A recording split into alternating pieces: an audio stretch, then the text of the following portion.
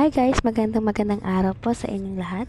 Ako lamang po ay magta-try mag-edit ng video at ang aking asawa ay nag-request na i-voice over ko daw ang aming mga rides. So try nga natin. So ayan nga guys, makikita nyo kami po ngayon ay pupunta ng Tanay Rizal kasama ang mga katrabaho ng aking asawa.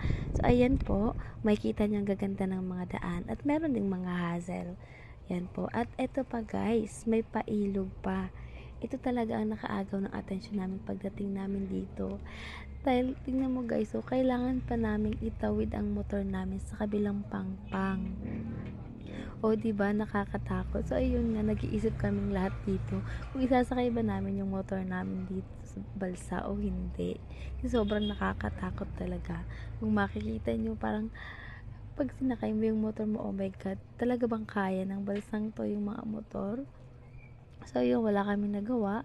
Kailangan namin isakay dahil sa may kapagsabi sa amin na pagdating namin sa kabilang pangpang ay kailangan pa namin maglakad na almost 1 hour. Pero pag nakamotor ay kaya naman siya ng 10 to 15 minutes. So kaya ayun, nauna na kami. Pinauna mo ng asawa ko dahil mabigat ang motor niya. At maya maya, kami naman ang pinasakay. Ayan guys, so ayan, sasakay na rin kami. So sobrang nakakakaba talaga yung pagsakay namin. Kasi akalain mo yun, kaya ng balsang to, yung 3 motor na nakasakay, plus yung mga tao pa. At kung mapapansin nyo sila kuya, 2 lang silang nagsasagwan dito ng balsa. So sabi ni kuya, wag daw malikot at kailangan balanse dahil anytime pwede tayo ditong lumubog. Kaya kami todo pigil talaga ang pagkilos namin dyan. So, pero ang ganda-ganda talaga guys ng lugar. Nagbilib ako sa mga tao dito. Ang bilis na nakapag-isip ng paraan para maitawid nila yung mga motor o kung ano mga masasakyan sa kabilang pangpang. So, ayun guys, dito lang pigil talaga kami dito ng hininga namin habang tinatawid namin tong ilog na to. So, maya-maya pa guys, after a few seconds, ayan, baba na kami, naglakad muna ng konti, at maya-maya ay sasakay na rin ulit ng motor. Ayan, nakasakay na nga kami at pupunta na kami doon sa sinasabi nilang barangay. So, kung saan babiyahe ulit kami ng ilang minuto at pagdating daw doon ay kailangan namin mag-register para makapasok kami sa lugar. At sinabi rin sa amin na kailangan daw namin maglakad. Kaya ayan, yan yung asawa ko. Naglakad na at pinaiwan sa amin ng motor. Kaya ayan, todo lakad, pinauna ko na siyang maglakad papunta doon. At kung mapapansin nyo guys, wala yung dalang gamit. Alam nyo kung bakit? Kasi last time, nung kami pumunta ng Quezon, ganito yung lugar din, pero sobrang putik doon, mas maputik dito.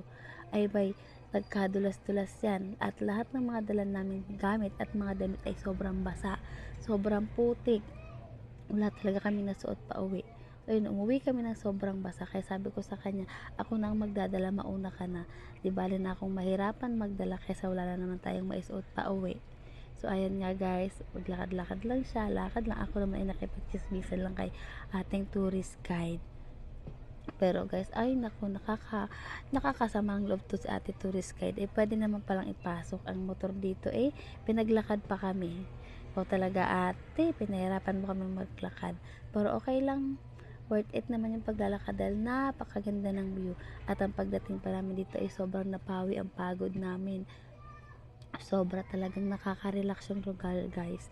Tingnan nyo naman, no, pag ikaw may problema at pumunta ka dito, talagang mapapawaw ka at makakalimutan mo lahat ng problema mo. Sobrang lamig ng tubig, sobrang ganda, sobrang linaw, at ang sarap-sarap ng hangin. Kaya guys, kung gusto nyo pumunta rito, sa Tanay Rizal lamang po ito. Sobrang mag-e-enjoy po talaga kayo. Diba? Okay?